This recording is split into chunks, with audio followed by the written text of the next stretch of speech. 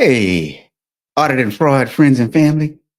Welcome to another episode of the Friday Fraudster. Listen, I got a question. I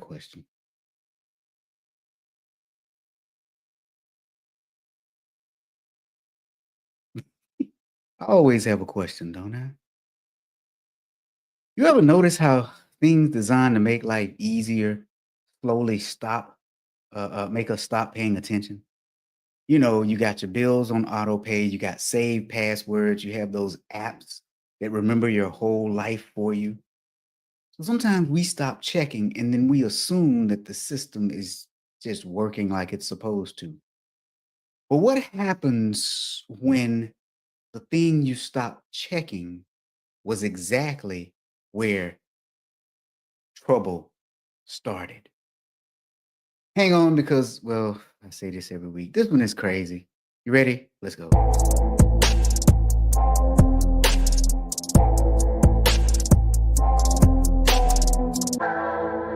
Welcome to the Friday Fraudster podcast. Join them as they discuss sad, funny, and sometimes disturbing fraud stories. Be sure to catch past episodes on your favorite podcasting platform or go to www.fridayfraudster.com.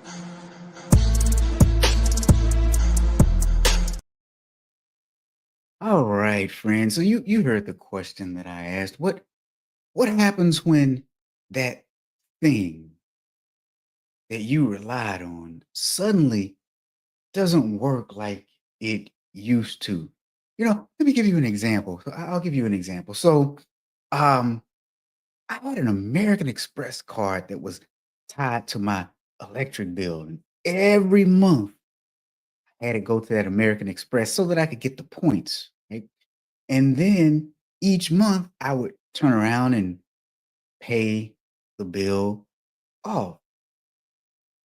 Well, one month I got real busy. It was like November, December around Christmas time, and I didn't notice that the charge didn't come through for the power bill. Everything else on the American Express came through, and I remember when I paid it, I just looked at the amount. I was like, "Oh, that's reasonable." So I just paid it. Then the second month came through, didn't charge power bill, and I'm sitting here looking, and I'm like, "Ah, well." So next thing you know, it didn't come through.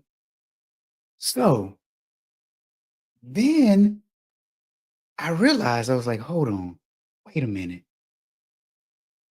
You know what?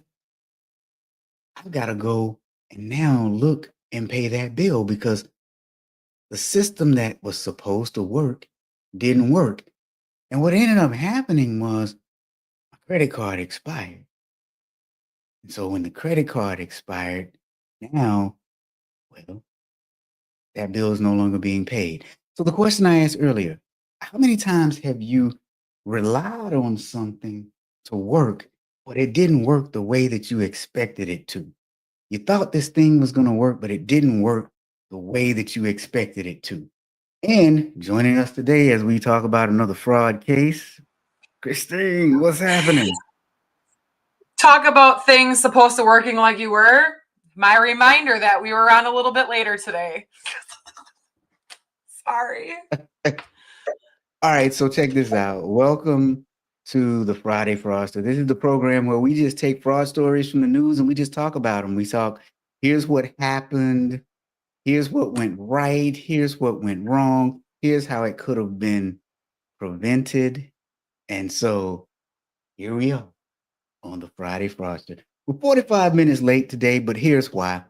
I scheduled it late because I got training this morning. I was doing a training course this morning for another group, and it was an all-day session. All right, so Christine, okay. Yes. Here's a question I asked.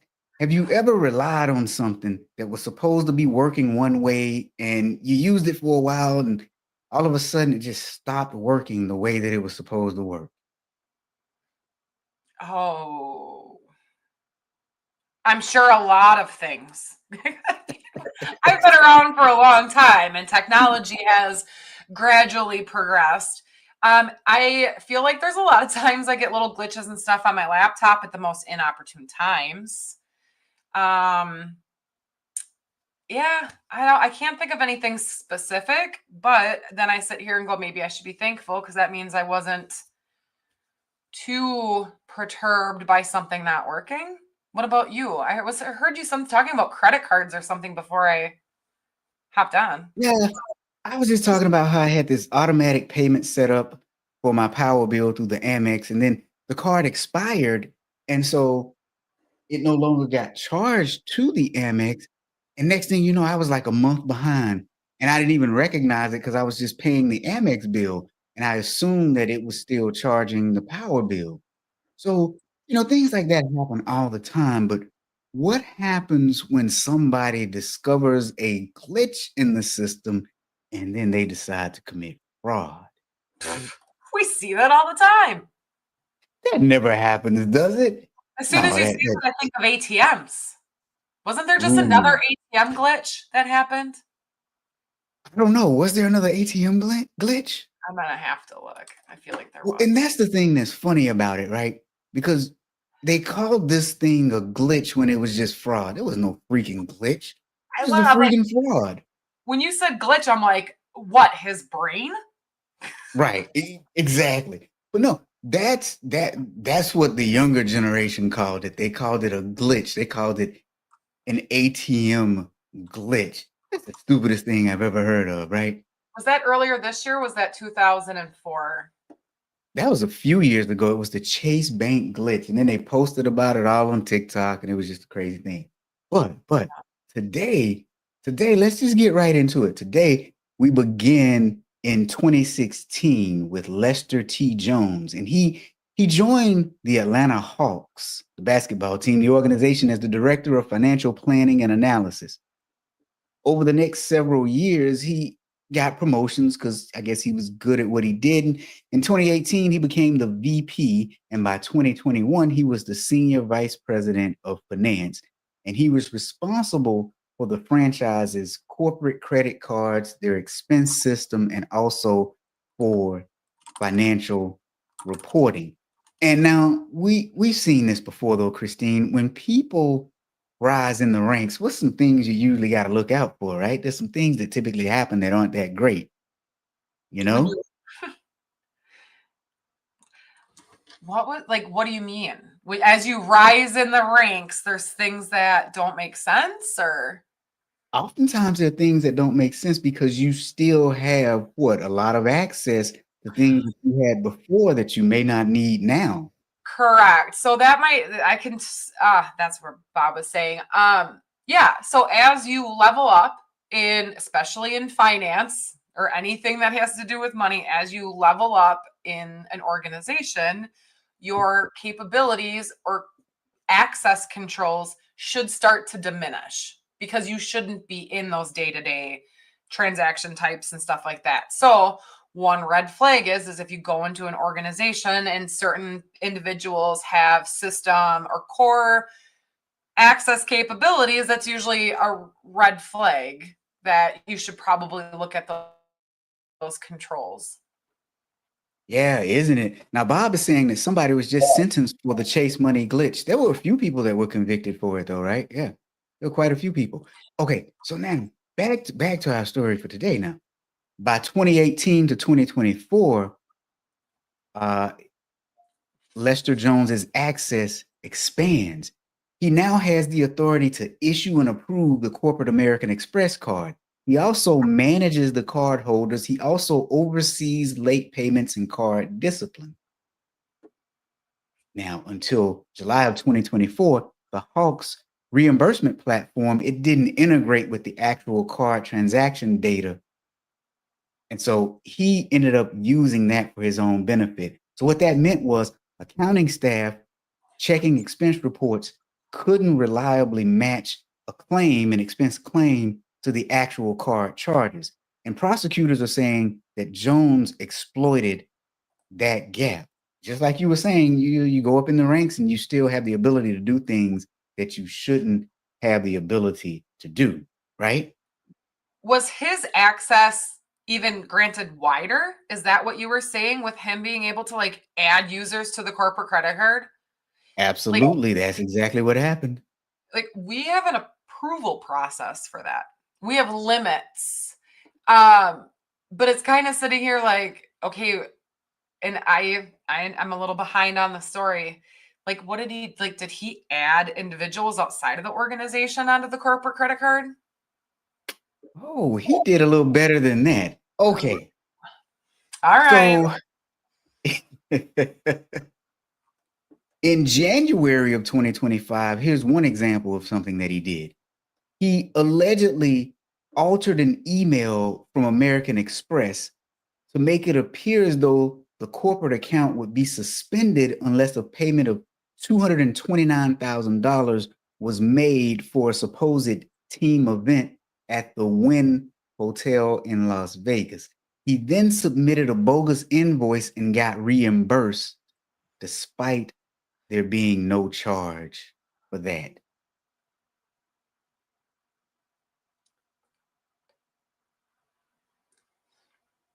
I'm just wondering how that is. Because for me, I'm sitting here and thinking he altered an email. He sent that email into AP, right? That it would be suspended unless a payment made for a team event. He submitted the invoice. How did he obtain reimbursement? Why did AP not send that directly to American Express through, like, they should have an ACH set up for that. Right, they should, but he had it routed to himself. Okay, he submitted. Okay, so the bogus invoice. So right here, number one, if you have American Express, I'm guessing you have one account with them, or your accounts are already pre-set up. Like, how did AP not go? Why do we have a new account number? Why is this not pre-set up? Number one, as part of our vendor management, because now your AP should know who they're paying. Sorry. This is just like I'm sitting here going, okay, red flag right there. Right. Unless he used his personal card and he was getting a personal expense reimbursement, but that's large. Oh, he wasn't And getting who a has reimbursement. to sign off on that? He signed off on it. There's your other red flag. The person who submits the expense should not be the person who's approving the expense. But I digress. So by June of 2025, prosecutors allege the scheme ran from May 2017 to June of 2025. And they're saying that a total of $3.8 million was misused, misappropriated, mismanaged, missing. Is it bad? I've never heard of these people. I never heard of this organization. I didn't know if you said it. Oh no, the Atlanta Hawks basketball team. Is that the an NBA? Huh? That's an NBA team? Yeah. You've never heard of the Atlanta Hawks. Bob is going to roast you if you say you've never heard of the Atlanta Hawks. When were they established? A really long time ago. When were they established? A really, really long time ago. The Atlanta Hawks? Uh-oh, Bob is going to roast you.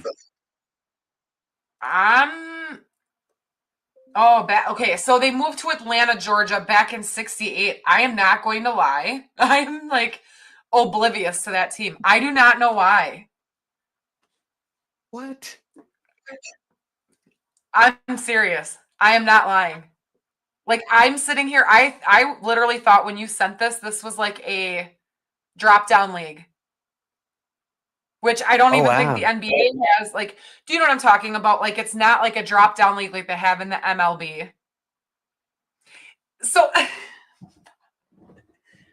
okay, so I'm not an NBA fan. But, like, I could sit here and tell you, like, I know, like, what is it? Our local baseball team is, like, the team that they call to play up for one of the other baseball teams. And, like, the Brewers call-up team is out of Nashville. Like, I know that stuff. How have I never heard of the Atlanta Hawks? Do they never make the playoffs?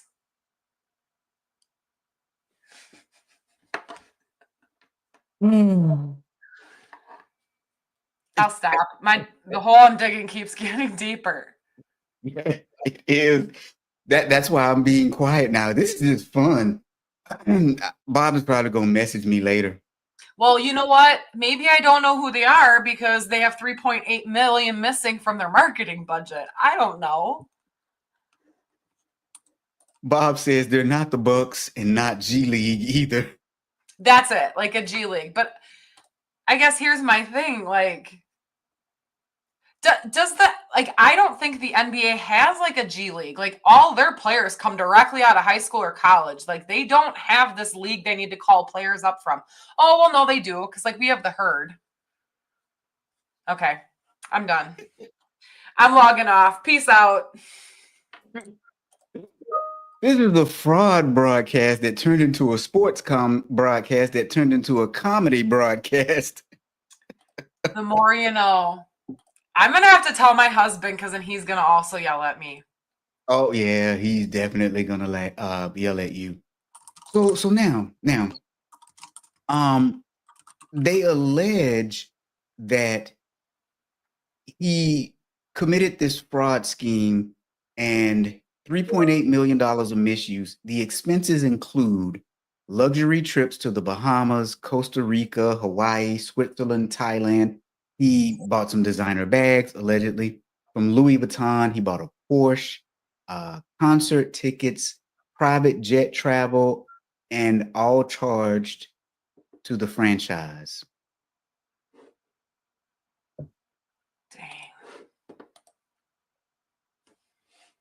What do you think? All charged to the franchise, Christine.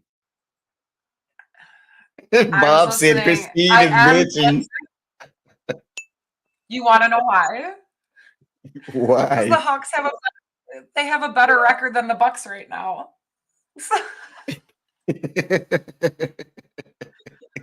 I just don't pay attention to the NBA, but I'm just shocked at how long this went on for, and I think that's the only thing that makes me think that this was able to go on for so long. Because, I mean, 3.8 million is nothing to scoff at. Like, an NBA team is going to notice if $3.8 million is missing. These people watch that money like tight. Unless did he adjust anything? Did he lie about anything on the financials? Like, was he able to conceal it? Or was he just taking so much over a long period of time nobody noticed? So here's what they've been able to piece together. When the investigators began piecing it together, what they are saying is it wasn't that the control didn't exist. It was that they didn't talk to each other and no one was watching closely enough to notice when the shift began. So at the center of it was segregation of duties issues. So Jones wasn't just authorizing expense claims, he was also managing who received the corporate credit cards. And then he was also supervising the very system designed to verify the claims. And so every lever that would have required a second pair of hands ran through him. And so then they're saying that there was a visibility problem. So the Hawks expense system operated in its own silo and it was disconnected from the credit card data. And so when people looked to try and reconcile it, there were some mismatches there. Yeah. Did you find the original filed complaint with the U.S. District Courts? I didn't. I was looking for it. I couldn't find this one. I found it. Really? Doggone it.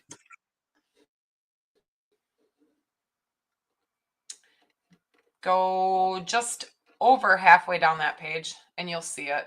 It was the original filing. Yeah, I'm looking over that. You're right. His access was just crazy. Yeah. Well, so he had access that he shouldn't have had. He was the approval authority. He was the review authority, and to the tune of $3.8 million over a span of about 8 years was missing from the Atlanta Hawks, allegedly.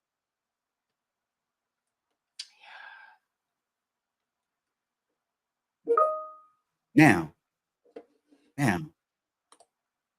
let's get into those power dynamics. He had dual roles. Again, he issued the credit cards, he approved the reimbursement, and he was supervising the very system that was meant to control everything. So the controls existed. He just had too much power and authority over those systems. It begs the question, why did they believe in him? Now, here's what I will say.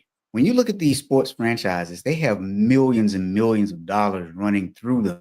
However, their back office finance and accounting structure and infrastructure, it usually runs very, very lean. Do you think that they do that because their seasons aren't all year long? Do you know what I'm saying? So can you run lean? Or I don't know, but you still use, this is hard for me. I'm sorry, because I don't know the structure of sports teams, as we all know. But like an example is, so you have the Atlanta Hawks, right? Do they own the stadium that they are in? No. Okay. So it's not like they have to worry about off-season events. Okay. So essentially your finance person is doing what? They're paying players, workers, accounting for the income that they're getting from the arena or ticket sales or directly, however that is. So I guess I could see how they could run lean, but then like you put, now you're going to have control issues. And you're not just going to be hiring any accountant because you're dealing with millions and millions and millions of dollars. So you're going to be paying these people really decent money to be running your organization from the finance side. One would think, right? I would think, yeah. But still, I Googled what his average salary would be, and I'm like, man, that's a good gig that you lost. Like, there are probably people that would beg to be in a finance department for a professional sports team. Yeah, that's what I would think, right? So I imagine, okay, so let's just see if we can research about how much did he make in salary. What was he making? I'm imagining it would have to be 6 figures, right? Let's see. And if not, it would have to be close to it, right? So the research that I see say that as SVP of finance, his base salary is probably estimated to be between 240,000 and 300,000 per year. He isn't buying ramen, I'm sure. Right. I mean, And so could now be. the question becomes, how did this get caught? It got caught based on a routine audit, is what they're saying. So a routine audit caught this thing. That's why. So then it's making me wonder, is it something? Yeah, I'm wondering if he just ended up doing something so big, because how did it take 10 years? Unless how often? I'm guessing they have to get a financial statement audit done every single year because you've got shareholders. Why would your shareholders not want an audit done? Yeah, and here's the deal. I think you hit it on the head. I think it was because the big American Express thing for $229,000, that happened in January of this year. So I think that was the catalyst that actually exposed it all. Because here's the thing that I picked up on. They said a routine audit caught it. How routine was the audit if it took it 8 years to catch it? Right. And what do you always audit as part of a financial statement audit? Your Cash. expenses. Yeah. Expenses, yeah. Right. Anything going out. Right. And here's the other thing. What corporate credit cards are more likely to get pulled as part of a financial audit? Your executive team. Your executive, yeah. So Was it something that it was, because how much fraud actually gets caught as part of an audit? It is low. It is severely low, is it not? So it's almost Mhm. like it's a luck of the draw. I am wondering, hypothetical, this is my input, my thoughts. They were looking at the corporate credit cards. They were able to see the real American Express statements. And then somebody else was looking at accounts payable, pulling larger expenses and correlating those with invoices. And they sat here and went, oh, $230,000 for the win on this month. Huh. I don't recall seeing that for their January statement. Let's go back and pull the original statement. I don't see it. What are you going to do after that, Rob? All right, we're going to look at December, November, October, and we're going to look at February, March, and April. And if they're not in there, why? I bet you that's what happened. Yeah. And that's what I'm guessing. It had to be that one big expense that, tipped everyone off. And then all of a sudden, but it makes you wonder, how in the world can an NBA basketball team raking in millions of dollars have controls that are so blatantly just not good and not in touch with reality to the point where someone could steal 3.8 million over the span of 8 years? Like, I just, Well, yeah, and Bob is saying there was a flaw in the expense reimbursement system prior to July 2024 per CBS News. which he probably was aware of, I take it. I would hope. Well, I don't know. Maybe it was an unknown glitch that he knew about as part of his progressing. Was he aware of it when he was lower level and then started taking advantage of it? Like that Chase Money glitch. Okay, so let's talk about the charges and the consequences. He's been indicted on one count of, guess what, wire fraud. Um, yeah. That maximum penalty, though, is 20 years in federal prison plus forfeiture of illegally gained proceeds. Now, we can imagine that his career now is over. The Hawks must now overhaul their controls, rebuild trust with employees, fans, and sponsors.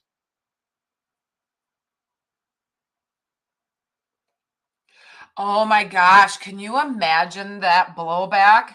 And I'm not even talking reputation risk from your fans. How are you going to sit there and secure sponsors? Ooh, I didn't even think about that. Yeah, you're right. Like, if you were a sponsor, and I'm not saying that they would lose it, would you? Would you discontinue that? I mean, it's not that being their sponsor means that you're supporting something like that, but is that something you would worry about? I think Negative so. press? Yeah. So now Bob is saying it did not show actual corporate credit card transactions to staff processing reimbursement. Yep. Okay. So they couldn't see the transactions and they were processing the reimbursements. And so he submitted this fake invoice from American Express, and they went ahead and just processed the payments without looking at the actual credit card transactions.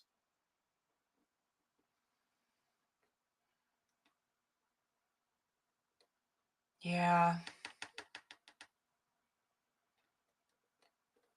So now Go ahead. let's think about our bigger lessons here. So we have an NBA team who was fleeced out of allegedly approximately $3.8 million because one person had control over the entire expense reimbursement and credit card processing processes, and created fake invoices that actually made it through accounts payable and were actually paid. So what do we think about here? There's some bigger lessons here. I think the first thing is trust is definitely not a security control. So the bigger the person's role in the organization, the more oversight that should be required. One person shouldn't have the ability to do everything that he had the ability to do. The second thing is your systems have to talk to one another, because here the expense portal and the credit card transaction system were disconnected, and that gap allowed the theft. But then the other thing is, you got to look at the culture in the organization, because people kept doing it the same way because that's how they always had done it. Like, why would you pay an invoice without any backup documentation? Right. Can I add to the controls aspect of it? And I think it's worth stating, because you did make a good point that, maybe they run a lean finance department. Okay. There's going to be questions that come up that state, well, if we're lean, how do we do these controls? Okay, I understand it's going to be a pain. Then you need to do dual controls. There is still risk for cohesion between two individuals, but that is still a lot less risk than somebody just having all controls and just doing it themselves. So taking a look at having what type of dual controls that you can put into place for approvals, validation, anything like that. And then also look at potential QC function, quality control, or double checks of things, sampling done behind that, either internally or externally. You're bringing in, what was their net income, or they had operating income of over $203 million last year. You could probably hire one more person to help out with that. Yeah, that's what I was about to say. In certain situations, you just have to call bull. Mm-hmm. In this particular instance, you have enough money to pay to put good controls in place. Yeah. Now, is this one of those business case scenarios that they've always wanted to, but you got your shareholders, your stockholders, whoever that you have to pay out every single year, or whoever owns the organization? Because I know there are some people that just own these franchises. Sometimes it takes a loss like them for them to sit there and say, yeah, all right, we'll pay somebody every year to help us out with this. Sometimes it takes a loss. Very true. Very true. I mean, if they want to pay me to have the oversight to be the internal auditor, I'll definitely do it. I'll charge you $3.8 million. No, I'll charge Well, you and here, $3.8 million. right. And I think a lot of us that are in like the audit risk environment, there are times, depending on your organization, I want to say that I'm happy I don't have to face that. My organization takes this very seriously. Is a lot of times it's hard to ask for those extra people because we are not income generating departments. So I think essentially what it is that you need to do is you need to sell it as income saving, risk saving, regulatory saving, to help get that before something like this comes across your organization. Bob says, he says maybe they should pick up somebody in the draft who took accounting classes. I bet you they would. I mean, come on. Would you not work for the Atlanta Hawks? Heck yeah, in a Probably heartbeat. get box seats whenever you want. You get box seats whenever you want. Probably know the players by first name because your signature's on their paychecks. Oh, yeah, that is hilarious. Rob's my payroll man. Yeah, I'm just real curious though. So okay, so if you just joined us today on the Friday Fraudster, again, this is the podcast where we talk about fraud. Recent headline: the Atlanta Hawks allegedly had a VP that stole allegedly $3.8 million, all because he had too much control and authority over accounts payable and credit card transactions in the organization. Yeah. Like I said, 3.8 million is a lot of money. He did it over 10 years. They're not going to notice $380,000 missing when they're making 208 million. That's why I think you're right. It was that one credit card. I'm wondering if he started gradually getting more and more. Because that's how happens, it escalates, doesn't it? Yeah, yeah. The one thing I still can't wrap my head around each Friday when we talk about a fraud case, if you are making anywhere close to $400,000 a year, why in the world do you even need to steal?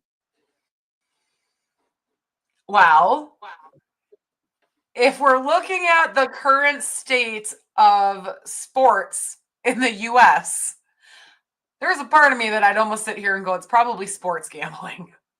Because I feel like we're having a huge issue with that right now. We are. So maybe it was sports gambling. I don't know.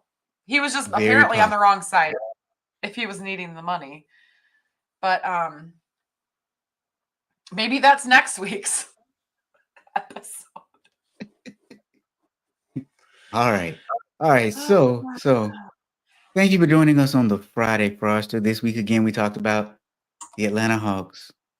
$3.8 million allegedly stolen. Anything else about this one? Yeah, Bob says same issue with the NBA gambling ring. Anything else on this one, Christine? No, but I'm an advocate again. We need to make a list and we need to come back around. And maybe you need to do like a quarterly synopsis of people getting whether they've been found guilty, not guilty, what they've got for punishment. That's just a thought. No, it's a very good idea. Yeah. Maybe I should just start throwing them up on my whiteboard in my office and like, I don't know, actually help instead of just showing up for an hour unprepared. Are you going to put this task on me? And then I can follow up. Oh, you do a wonderful job. You do a wonderful job. Call it Robert Barry's Friday Fraudster follow-up. Ooh. Oh, you want to hear something else funny? Yeah. Today is episode 200. Where are the balloons and the cupcakes and the confetti? Oh, I'm a dude. You know we don't.